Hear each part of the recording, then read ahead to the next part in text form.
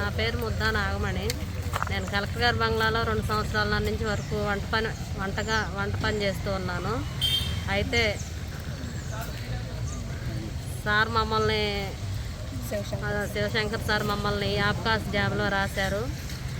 ఒక 4-5 నెలలు శాలరీ లేకుండా కూడా చేసాము ఎంతో నమ్మకంగా. చేసినప్పటికీ వీళ్ళు మనకి నమ్మకంగా చేస్తూ ఉన్నారని చెప్పేసి మమ్మల్ని ఆబ్కాస్లో పలు మండలాల్లో మా పేర్లు రాయడం జరిగింది. ఆ జరిగినప్పటికీ సంవత్సరం క్రితం జానీ భాష అనే అతను అక్కడ సీసీగా వచ్చాడు.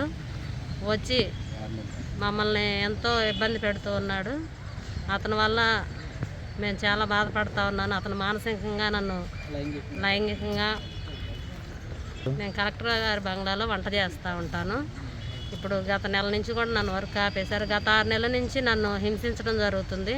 తనకు నచ్చినట్టు ఉండాలని, తనకు టీలు కాఫీలు ఆఫీస్ రూమ్కి తీసుకురమ్మని చెప్పేసి నన్ను ఎంతో ఇబ్బంది పెడుతూ, ఆ టీ కాఫీ ఇచ్చినప్పుడు నా చేయి పట్టుకొని లాగటం, అలా ఇలా ఇబ్బందికరంగా చేస్తూ ఉన్నాడు. నీకు రూమ్ బుక్ చేశాను, నువ్వంటే నాకు ఇష్టం అని చెప్పేసి వేధిస్తూ ఉన్నాడు. అయినా ఆయనకు నేను లొంగనందువల్ల మమ్మల్ని ఉద్యోగం నుంచి తొలగించాడు. అదే బంగ్లాలో మా తమ్ముడైనటువంటి పవన్ కళ్యాణ్ కూడా పనిచేస్తూ ఉన్నాడు అటెండర్గా. చేస్తూ ఉంటే ఆ సార్ అనే మాటలన్నీ నేను తనకు చెప్పాను. తను చెప్పినందువల్ల సార్ని అడిగారు. సీసీ గారిని అడిగితే నాకు నచ్చినట్టు నేను చేస్తానని చెప్పేసి మాట్లాడారు.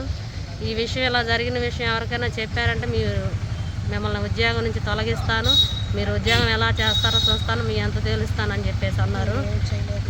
మీరు నన్ను ఏం చేయలేరు, ఎక్కడికి పోయినా కానీ నాకు సపోర్ట్ ఉందని చెప్పేసి మాట్లాడారు. మేము ఇప్పుడు గత నెల రోజుల నుంచి ఆఫీసుల చుట్టూ తిరుగుతూ ఉన్నా కానీ వాళ్ళకి అధికారులు కూడా కొంతమంది సపోర్ట్ చేస్తూ ఉన్నారు. డిఆర్ఓ సార్ వాళ్ళందరూ. ఇంకా డిఆర్ఓ సార్కి ఫిర్యాదు చేశాము. సార్ మమ్మల్ని రాతపూర్వకంగా లెటర్ ఇవ్వమన్నారు. ఆ లెటర్ ఇచ్చి కూడా 10 రోజులు అవుతున్నా కానీ ఇంతవరకు మాకు ఏ విషయం కూడా స్పందించలేదు. మమ్మల్ని గత నెల రోజుల నుంచి ఉద్యోగం ఆపేశారు. మాకు వచ్చే శాలరీ కూడా ఆపేశారు. మేము ఎంతో నమ్మకంగా చేస్తున్నప్పటికీ గతంలో కలెక్టర్ శివశంకర్ సార్ కూడా మాకు నమ్మకంగా చేస్తూ వర్క్లో కూడా సిన్సియర్గా చేస్తున్నాం అని చెప్పేసి మాకు అవార్డు కూడా ఇవ్వడం జరిగింది.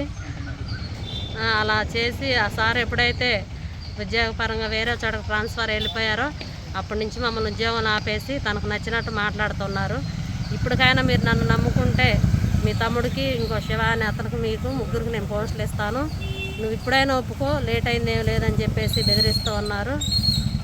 అట్లా చేసి అందువల్ల మేము కలెక్టర్ సార్కి, అదేవిధంగా ఎస్పీ మేడం గారికి ఈ విషయం తెలియపరచాలని చెప్పేసి ఈరోజు ఇక్కడికి రావడం జరిగింది.